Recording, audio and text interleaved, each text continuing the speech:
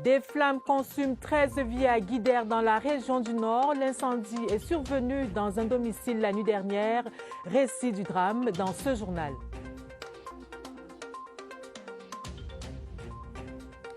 La reconstruction du pont Pallard dans la région de l'extrême nord est en bonne voie. Constat des membres du gouvernement en visite dans la région.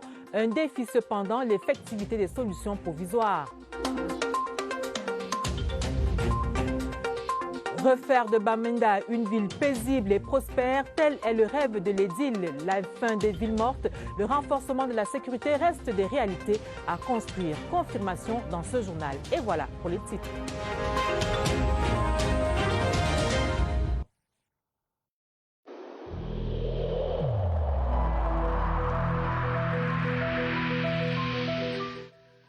Le port du masque dans l'espace public restera obligatoire jusqu'à nouvel ordre.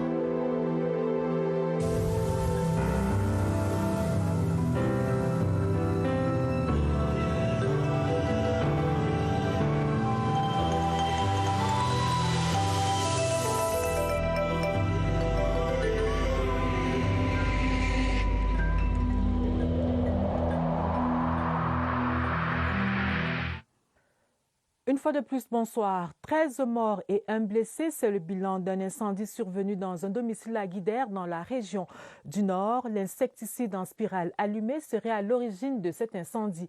Des détails avec Mamadou Danda de CRTV Nord. De mémoire d'homme, jamais la ville de Guidère n'a connu un tel drame. Ce sont 4 hommes et 9 femmes, parmi lesquels des enfants, tous issus de la famille du feu Aladji Sali Ambo, qui ont trouvé la mort dans cet incendie au quartier Sanguéré 3, Carrefour Sodeko.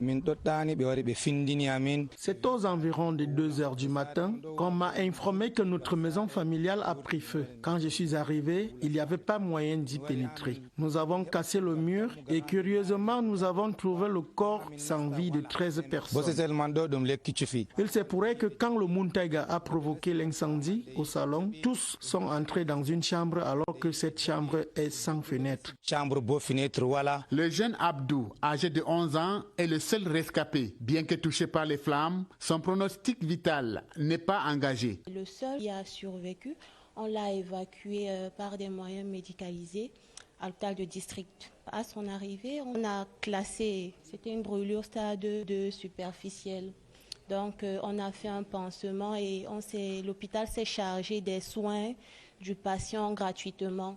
Présentement, le patient est stable et en observation. Les 13 corps ont été inhumés dans la pure tradition musulmane, laissant les autres membres des familles et les populations dans la consternation. Les ministres de l'administration territoriale et des travaux publics s'assurent du bon déroulement des travaux de reconstruction du pont Pallard dans la région de l'extrême nord.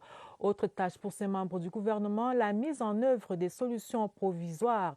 Les populations croisent les doigts dans l'espoir que le calvaire causé par l'effondrement du pont Pallard sera bientôt un lointain souvenir. Alexis Guidiartoin. Les usagers de l'axe Maroua-Kousséri-Mora sont aux abois depuis la saison pluvieuse et pour cause, la rupture du pont de Pallard dans la ville de Maroua qui les obligeait à ne circuler que de nuit et en utilisant des voies de contournement.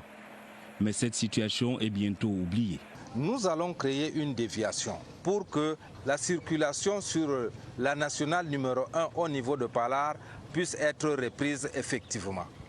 La rupture de cet ouvrage de franchissement n'est pas le seul problème de la ville chef-lieu de l'extrême nord. Le désordre urbain, l'insuffisance des voies d'évacuation des eaux de ruissellement et leur obstruction font planer sur elle une menace permanente d'inondation. La mairie de la ville a aussi engagé plusieurs actions pour inverser la tendance et l'exécution des travaux est satisfaisante. La consommation de délais d'une part et le taux de réalisation d'autre part nous font comprendre que effectivement les travaux sont en marche depuis que la saison des pluies s'est arrêtée dans la ville de Maroua. Aux populations d'accompagner ces réalisations pour une ville de Maroua plus reluisante. Que l'administration fiscale contribue toujours plus à la mobilisation des recettes non pétrolières, telle est l'exhortation du Premier ministre Joseph John Gouté lancée ce vendredi au cours de l'inauguration de l'immeuble siège de la Direction générale des impôts. Laurentine Bekono. La Direction générale des impôts contribue pour plus de 60% aux recettes de l'État et demeure un acteur de premier plan dans la mobilisation des ressources des collectivités territoriales décentralisées et de certains établissements publics. Déclaration du Premier ministre chef du gouvernement Joseph Dione Ngouté qui saisit cette opportunité pour féliciter et encourager les agents fiscaux. La mise en service de ce nouvel immeuble contribue à l'amélioration du rendement et des conditions de travail des personnels des services centraux de l'administration fiscale. Cette initiative doit s'étendre aux unités opérationnelles qui sont directement en contact avec les usagers. La construction à l'échelon déconcentré d'hôtels et autres centres d'impôts modernes doit être étudiée afin que le meilleur service soit assuré aux contribuables, où qu'ils soient. Par leur probité et leur esprit de noblesse et de dignité, ils contribueront à leur manière à la résilience tant envisagée de l'économie camerounaise. Après l'ouverture, il y a quelques jours, du complexe sportif de la Mutuelle nationale des impôts dans la périphérie de Yaoundé, le nouvel immeuble de la Direction générale des impôts constitue une performance managériale à mettre à l'actif des acteurs opérationnels des finances publiques au Cameroun. Session législative 2020, les membres du gouvernement poursuivent ce samedi la défense des enveloppes budgétaires allouées à leur département ministériel devant la commission des finances et du budget. Déjà défendu les budgets des relations extérieures et du tourisme, notamment. En attendant la suite des autres passages, nous faisons le point de la première vague avec notre reporter Pulchéri Até.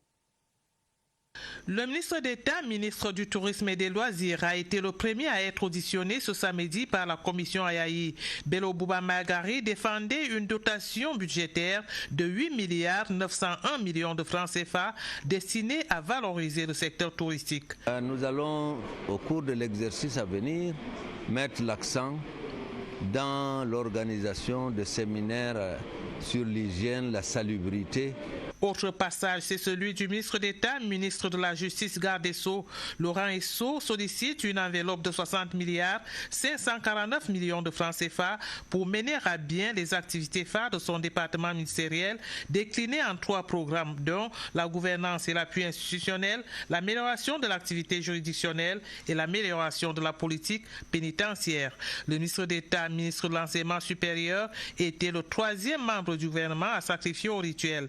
Jacques Famendongo défendait une dotation budgétaire de 65,148 millions de francs CFA. Ce budget va fonctionner à l'aune du triptyque défini par le chef de l'État pour l'enseignement supérieur, à savoir l'assurance qualité, la professionnalisation des enseignements et l'employabilité des diplômés, ainsi que la gouvernance universitaire renforcée.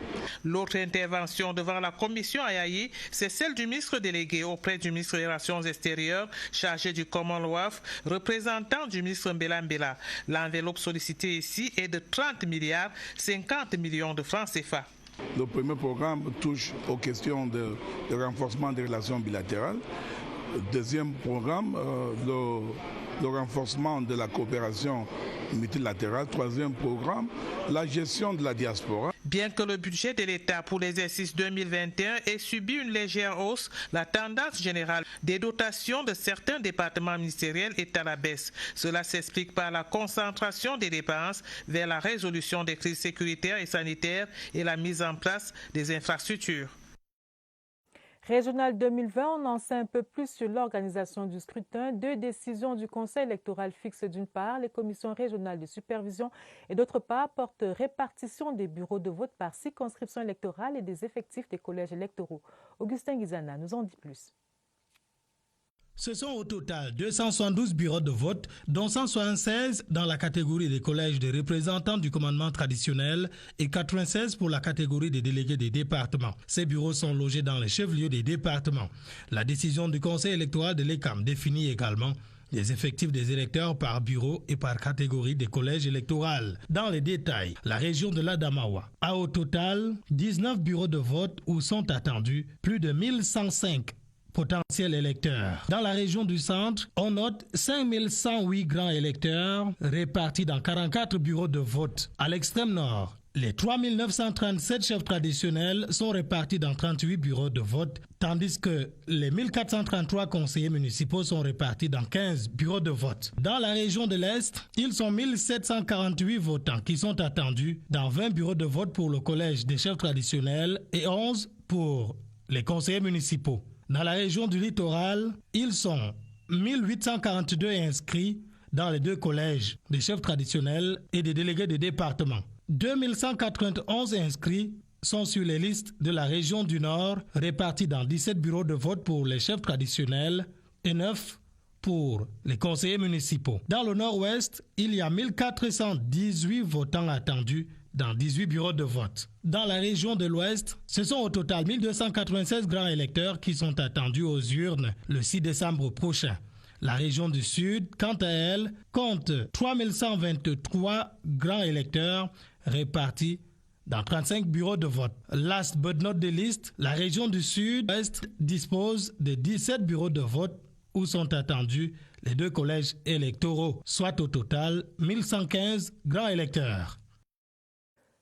Révolution agricole, un projet de promotion de l'agriculture périurbaine a été semé par Gabriel Mbaye-Robé dans le littoral. Le ministre de l'Agriculture et du Développement rural a dans la foulée visité l'école technique d'agriculture de Dibombari, rue Funkacham, CRTV Littoral. Premier acte de cette visite de travail du ministre de l'Agriculture et du Développement rural dans le littoral, le lancement avec le Fonds pour l'alimentation mondiale du projet TCP dans les 4 bassins horticoles du littoral et du sud-ouest. Et pendant 2 ans, il sera question d'intensifier le maraîchage périurbain. Objectif, approvisionner les marchés des villes de Douala et Boya qui souffrent de la pénurie des produits maraîchers. Avec la survenue du Covid-19 et avec la réduction de la mobilité interurbaine, nous avons eu des problèmes de chaîne d'approvisionnement, surtout pour les zones urbaines. Et c'est pour cela que nous créons ces ceintures agricoles. À Dibombari, 2e acte de sa visite dans le littoral, le ministre Gabriel Mbaye-Robé est venu porter aux vaillants héros de la terre les encouragements du président de la République, promoteur d'une agriculture de seconde génération au Cameroun. Je suis venu dire à ces jeunes qu'ils ont fait le bon choix. Et comme disait le chef de l'État, la terre ne trahit jamais. Et le chef de l'État attend de ces jeunes qu'ils osent, qu'ils innovent et qu'ils entreprennent. Et pour appuyer cette structure, un important lot de matériel agricole va être mis à la disposition des formateurs et des apprenants, avec en prime l'annonce de la construction du marché d'approvisionnement de la région du littoral à Dibombari. La rentrée académique du Centre régional de l'Institut africain d'informatique de l'Ouest est effective. Elle a été lancée par le représentant résident de l'IAI Cameroun en présence de Jacques Bondiao, à la réputation établie dans le domaine des TIC. Wilfried Koto, CRTV Ouest. Face à un auditoire constitué de ses camarades, du représentant résident IAI Cameroun, Armand Claude Abanda, et ses invités, le chef supérieur Bafoussam, Ditak Gampepele, et l'expert en TIC de renommée mondiale Jacques Bondiao, l'étudiant Goulmeme Bassim Aram fait étalage de son génie en génie logiciel, démonstration du fonctionnement de Hamo Healthcare, une application destinée à faciliter le travail des médecins. Un projet. Le nom s'appelle Amo Earth Healthcare, qui va servir en fait d'aider les docteurs à gérer tous les patients de façon effective et de façon rapide. C'est-à-dire le docteur ne pourra plus écrire toutes ces choses toutes les consultations de façon manuscrite. Il devra le faire dans la machine. L'expert senior en TIC, Jacques Bondiao, a magnifié cette initiative et exhorté les étudiants à faire montre de créativité dans le champ du numérique si riche en opportunités. Je leur dis qu'ils peuvent aller au-delà de ce que nous autres, nous avons fait. Ils ont le potentiel, mais ils ont besoin d'être encadrés. Et c'est tout le sens de notre démarche. Ma présence ici, c'est de leur dire, vous n'êtes pas seuls, nous allons vous accompagner. La transformation digitale, c'est l'affaire de tous. En marge de cette rentrée du centre régional IAI Bafoussam, le représentant résident a procédé au lancement officiel des points focaux IAI dans les lycées des Hauts-Plateaux et dans le même élan, la remise de 200 bourses de formation des jeunes au TIC. Fonction publique internationale, 50 Camerounais aptes pour le recrutement dans les missions de maintien de la paix. Ils ont reçu leur parchemin dans la capitale au terme de la 4e session des séminaires nationaux de formation. William Badier. Une remise de parchemin qui vient sanctionner 3 jours de formation au ministère des Relations extérieures. Ces fonctionnaires, issus de 5 administrations sectorielles, viennent de bénéficier d'une offre de formation à la fonction publique internationale, aux opérations de maintien de la paix des Nations Unies et de la Communauté économique des États de l'Afrique centrale. Il s'agit d'un signe de maturité. Maturité dans la préparation de nos citoyens à intégrer les missions de maintien de la paix. Maturité également dans l'approche, dans la mise en œuvre de la vision du chef de l'État, du placement des Camerounais au sein de la fonction publique internationale d'une manière générale, et bien sûr aux opérations de maintien de la paix qui tiennent à cœur au chef de l'État que nous connaissons comme un mendiant de la paix. 50 séminaristes au total, enrichis de connaissances théoriques et pratiques. Les modules ont porté sur des sujets aussi variés que la manière de remplir le CV, de lire un avis de vacances, de remplir un CV et un certain nombre de compétences de base, des valeurs fondamentales des Nations Unies et des compétences managériales également.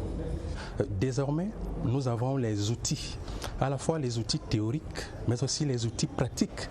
Un séminaire de formation en droite ligne avec la volonté du président de la République, chef de la diplomatie camerounaise, qui souhaite que les fonctionnaires camerounais soient mieux outillés et très compétitifs à l'international. On vous le disait à l'entame de ce journal, les ministres de l'administration territoriale et des travaux publics s'assurent du bon déroulement des travaux de reconstruction du pont Pallard dans la région de l'extrême nord. Autre tâche pour ces membres du gouvernement, la mise en œuvre des solutions provisoires. Oswald Medou. L'urgence de la situation justifiait bien une nouvelle descente sur le terrain.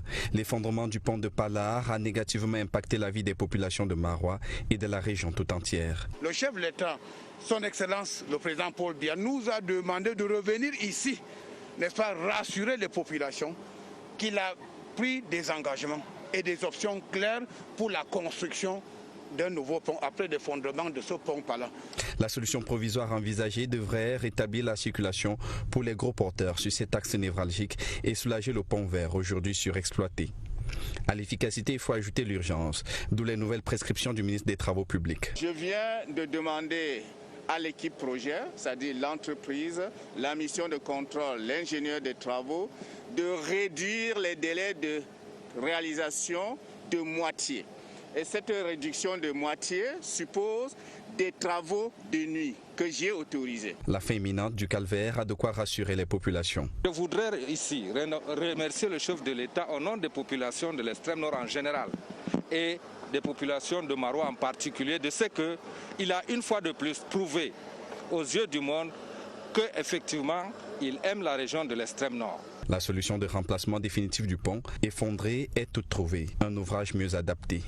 Dans la foulée de cette descente sur le terrain, le ministre de l'administration territoriale s'est entretenu avec ses collaborateurs de l'extrême nord à la faveur d'une réunion de sécurité élargie au FMO, avec au menu la santé de la plus belle des régions en cette fin d'année. Pour une ville de Bamenda où il fait bon vivre, la mairie engage les populations à dire non aux villes mortes. Un budget de 5 milliards de francs CFA a également été voté pour des projets prioritaires de reconstruction, notamment Laurent Tchiksoubé. Près de 5 milliards de francs CFA pour rehausser le niveau de développement de la ville de Bamenda et ramener un climat propice à même de faire décoller l'économie dans la ville. L'orientation budgétaire pour l'exercice 2021 dans la cité capitale du Nord-Ouest est tout trouvée. Notre priorité, c'est pour construire au moins 1000 boutiques. Et notre jardin de tomates se mise en place dans tous les territoires de Bamenda City. Comme ça, on est sûr que notre industrie de transformation des fruits et des tomates va voir le jour. À cela, il faut ajouter des projets tels que l'éclairage public, l'entretien routier, la formation des comités de vigilance pour accompagner le ministère des Travaux publics dans le bitumage du tronçon Babadjou-Bamenda, mais surtout celui de Tordoloko à la ville morte, qui jusqu'ici constitue la principale gangrène de la vie économique dans la région. Le Gostan que vous voyez ici à Bamenda, nous tous, nous sommes tous responsables. Donc j'ai invité tout le monde de sortir chaque lundi à partir de 2021 pour voir qu'on met fin au Gostan. À en croire le préfet de la Mézame, Simon-Émile Mont, au-delà des projets socio-économiques et sécuritaires en vue, les conseillers municipaux doivent faire preuve de résilience pour aller massivement voter le 6 décembre prochain.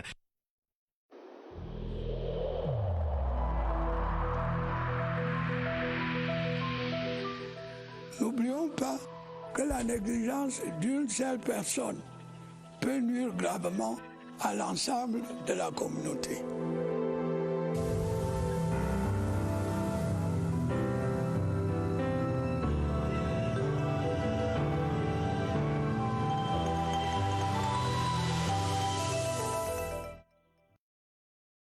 Lutte contre le coronavirus et surveillance des frontières, direction Kribi, qui préoccupe les équipes médicales de la région du Sud. Le docteur Maurice Mangazé, chef de la brigade de contrôle des activités et soins de santé, est en visioconférence avec Évariste Eyenga. Bonsoir Évariste. Toutes les régions prennent leurs dispositions pour ne pas que surgisse une deuxième vague de l'épidémie. C'est le cas de la région du Sud. Nous recevons ce soir le docteur Maurice Mangazé. Docteur Mangazé Maurice, bonsoir. Bonsoir Évariste. Merci d'avoir accordé cette interview. Dites, qu'est-ce qui a changé en tout temps? De manière globale, la région est stable sur le plan épidémiologique, mais toutefois nous avons noté depuis 4 semaines environ une résurgence des cas, surtout dans le district de santé de Kribi. Actuellement, dans la région, nous avons seulement 20 cas actifs. Et parmi ces 20 cas actifs, 17 proviennent du district de santé de Kribi. Donc, de manière générale, dans la région, il faut dire que c'est stable. Nous avons, de manière cumulative, enregistré déjà 682 cas, parmi lesquels 634 ont été guéris. Nous avons enregistré 15 décès et actuellement, donc, nous avons 20 cas actifs, donc 17 dans le seul district de santé de Kribi. Lorsque vous apprenez les nouvelles qui viennent de l'Ouest, est-ce que cela vous inquiète un peu? Quelles sont les dispositions que vous prenez pour qu'on ne parle pas aussi de la région du Sud? Nous sommes très inquiets de la situation globale dans le pays et puis même à l'extérieur. Ce que nous avons fait, nous avons remobilisé nos équipes qui sont postées au niveau des postes de santé aux frontières. Nous continuons l'isolement de tous les cas positifs et faisons de manière systématique le suivi, le listing et le suivi des contacts des personnes qui ont été en contact avec ces cas positifs. Nous recommandons également de manière systématique le triage à toutes les portes d'entrée de nos formations sanitaires. Et puis, c'est vrai que le testing massif des cas a un peu diminué dans la communauté, mais nous avons remobilisé nos équipes à continuer le testing massif dans la communauté, sans oublier naturellement la sensibilisation des populations sur le respect des mesures barrières. Merci, Dr Mangazé, d'avoir répondu à nos questions et davantage pour votre disponibilité. Merci bien à vous. C'était Dr Maurice Mangazé. À vous le plateau. Merci Évariste. Cheikh Anta Diop, dans la sphère des relations internationales, nous en reparlerons dans la suite de ce journal. Le temps pour nous de faire un tour du côté de la région du Sud. L'exécutif communal prend fonction à Meyo-Moussala. Parmi les défis à relever, celui de la poursuite de la modernisation de cette cité. Charles Abossolomba, CRTV Sud. Reportage. Moment de fusion entre les populations et leurs élus, place des fêtes de Meyo-Moussala. 9 mois après leur élection, Christian Mobiamafou, ses 4 adjoints et tous les conseillers municipaux reçoivent l'onction de la tutelle et de toute la commune. Un baptême pour un nouveau mandat de 5 ans plein de défis. J'ai recommandé l'hygiène et la salubrité publique et surtout que les commodités de base pour les populations leur soient assurées à travers la décentralisation ou à travers même les actions propres à la commune. Évidemment, il faut que le recouvrement des recettes soit optimal. L'équipe municipale, conduite par Christian Mobiamafou, a été appelée à passer l'éponge sur les clivages et les batailles électorales passées pour se consacrer au développement de la localité. Travailler main dans la main pour le bien-être de tous, c'est également le vœu des populations locales. Il y a d'abord le besoin en électricité, le besoin en adduction d'eau, le désenclavement des routes. Avec tous ces défis, le nouvel exécutif municipal de Mayomé Sala ne veut s'accorder aucun répit. Plusieurs actions ont déjà été engagées. Des grands chantiers vont commencer en matière de route. Au niveau de l'eau également, nous avons entrepris plusieurs programmes de mise à disposition des forages. Tout ira pour le mieux. À 48 ans, le maire Christian Mobiamafou, déjà à son deuxième mandat, maintient le cap, les yeux rivés sur un seul objectif, faire briller Mayomé Sala et donner du sourire à ses populations. Cheikh Anta Diop dans la sphère des relations internationales, c'est le titre de l'ouvrage que vient de commettre le professeur Jean-Emmanuel Pondy. La dédicace du livre, c'était ce vendredi ici à Yaoundé. Joël Igor Abanda. Cheikh Anta Diop dans la sphère des relations internationales est un livre paru aux éditions Afrique Éveil. Dans cet ouvrage, professeur Jean-Emmanuel Pondy présente l'homme qui a anticipé la direction du système international 40 ans avant les faits. La présentation et la note critique de l'ouvrage sont faites par le professeur Mathias Eric Owonangini.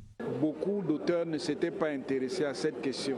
Et le professeur Jean-Emmanuel Pondy s'y attaque de manière à montrer que la pensée de Cheikh Anta Diop en matière de relations internationales africaines est liée au contexte de sa formation. L'œuvre littéraire est déjà entre les mains des dirigeants sénégalais par le biais de l'ambassadeur du Sénégal au Cameroun présent à la soirée dédicace.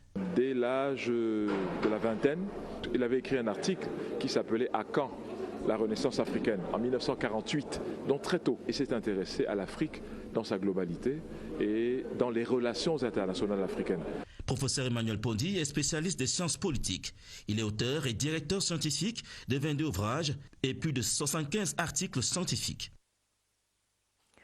Au bas de ce journal, des télégrammes du président de la République, d'abord ceux adressés à ses homologues d'Albanie et de la République islamique de Mauritanie, dont les fêtes nationales sont célébrées ce 28 novembre. Le président de la République les félicite donc pour la célébration de ces différentes fêtes nationales. Et puis ces autres télégrammes, notamment celui-ci, le président écrit à son Excellence Alberto Fernandez, président de la République d'Argentine.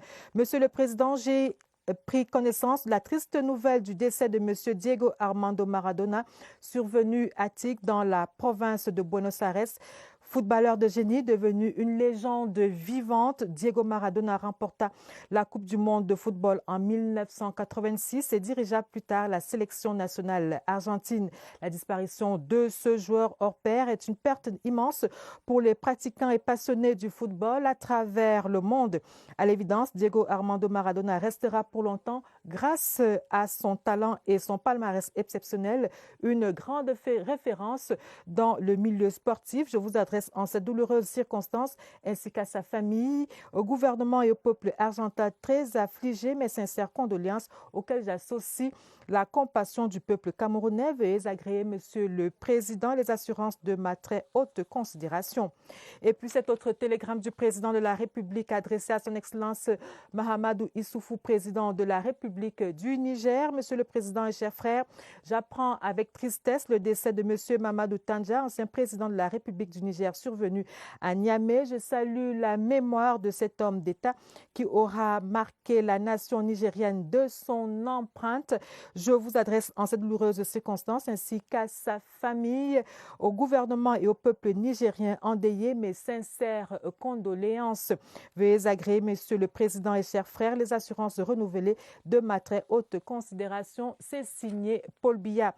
Et enfin, le président de la République qui écrit à son Excellence Roch-Marc Christian Kaboré, président réélu de la République du Faso. Monsieur le Président et chers frères, votre réélection à la magistrature suprême de votre pays m'offre l'agréable opportunité de vous adresser mes vives et chaleureuses félicitations. J'y associe mes vœux de succès dans l'accomplissement de votre nouveau mandat. J'émets le souhait, en cette heureuse circonstance, de voir sous notre commune impulsion les excellentes relations d'amitié et de coopération qui existent entre le Cameroun et le Burkina Faso se déployer et se diversifier chaque jour. Veuillez agréer, Monsieur le Président et chers frères, les assurances renouvelées de ma très haute considération. C'est signé Paul Biya. Fin de ce journal. Merci de l'avoir suivi. Dans un instant, retrouvez Gladys Tata et Nicole Doudou pour le journal des régionales. Bonsoir.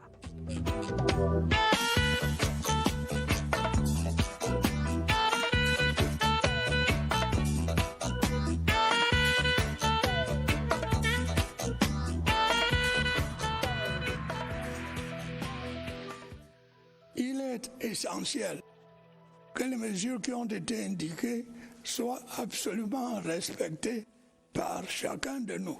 Lavez-vous régulièrement les mains à l'eau et au savon ou à l'aide d'un gel hydroalcoolique. Restez à au moins 1 mètre de distance des autres personnes, surtout si elles toussent, éternuent ou ont de la fièvre. Si vous avez de la fièvre, de la toux ou des difficultés à respirer, consultez un médecin.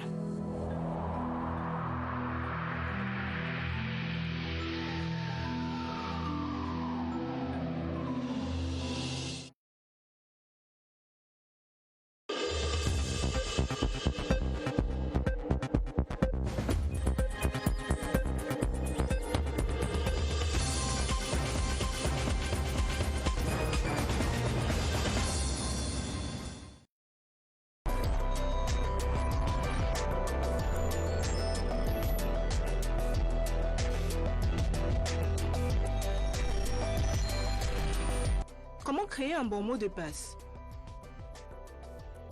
L'accès à nos différents comptes et outils est protégé par un mot de passe. Caractéristiques d'un mot de passe sécurisé. Pour ne pas être vulnérable face aux différentes attaques, ces mots de passe doivent être complexes, c'est-à-dire contenir un minimum de 8 caractères composés de chiffres, de lettres minuscules et majuscules, de caractères spéciaux. Voici comment créer un mot de passe robuste. Prenons une expression significative, mot de passe. Établissons des règles. La 3e lettre du mot de passe sera en majuscule et toutes les autres seront en minuscule. Le mot de passe commencera par un chiffre. Chaque espace sera remplacé par un caractère spécial. Le résultat est fabuleux. Et maintenant, choisissons la phrase « Je crée un bon mot de passe ». Utilisons la première lettre de chaque mot de la phrase. La voyelle est mise en majuscule. Le chiffre utilisé correspond au nombre de mots de la phrase et est positionné à la fin. Le caractère spécial est placé au début. Le résultat est fabuleux. N'oubliez pas, votre mot de passe doit être changé régulièrement. Il ne doit pas être partagé. Il ne doit être ni enregistré ni écrit sur un bout de papier. Il doit être différent pour chacun de vos comptes. Et enfin, évitez les informations personnelles telles que vos dates importantes, votre nom ou celui de vos proches. C'était la Minute TIC, présentée par l'Agence nationale des technologies de l'information et de la communication, ANTIC.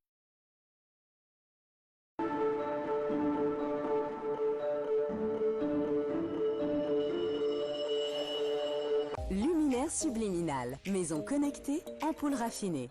C'est pour vous que Connecticol innove en permanence. Avec plus de 1000 modèles de luminaires et d'ampoules, Connecticol, c'est zéro limite à vos envies. Du très petit prix au très haut de gamme, Connecticol, ce sont des luminaires pour tous. Illuminez votre intérieur et votre extérieur avec des luminaires de qualité. Disponibles uniquement chez Connecticol. Visitez